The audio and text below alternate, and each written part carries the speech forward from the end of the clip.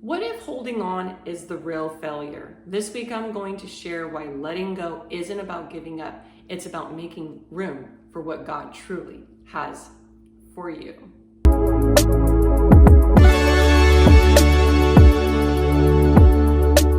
Now we're going to start with today's video with a quick question. What if the weight you've been carrying all this time isn't yours to bear? Now think about that for a moment. Sometimes we anticipate someone coming back into our lives even if they've moved states away. We cling on to the glimmer of hope, thinking maybe, just maybe one day, they'll come back right.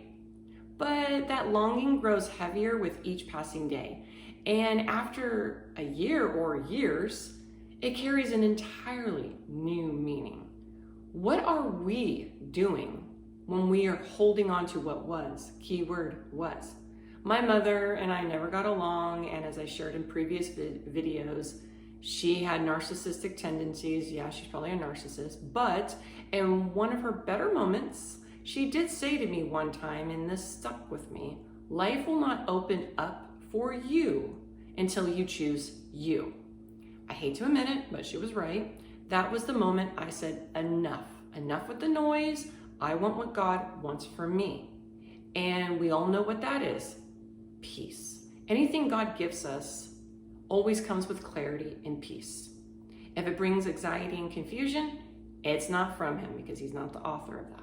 Now, this got me thinking, maybe I've been searching all of these years on my spiritual journey for peace when God was really asking me to let go of false hopes, shallow relationships built on sand, and empty promises. Maybe, just maybe, he was making space all along for this peace. So perhaps the real question isn't, will they come back? Are they good enough for me? Are they committed to this project? The real question is, what am I still holding on to that keeps me from stepping fully into what's next? Letting go isn't giving up. Often in society, we confuse that with failure, but it's quite the opposite. Letting go creates room for what will truly serve us. Imagine holding on to two full bags, full of distractions, what ifs, hopes, and false promises. How can you take what God is offering you if your hands are full with what isn't meant for you? You can't. They're full. You're holding bags. The longer you stay stuck in hope and wishful thinking with someone who has already showed you who they are and all the red flags, the more you tether yourself emotionally with this individual or situation. Sometimes we hold on to situations that ended before they even began or should have ended decades ago. Now consider this your spiritual awakening today.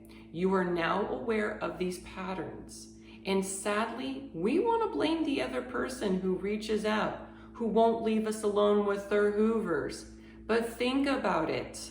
Take accountability. You've kept the door open and haven't fully walked away either.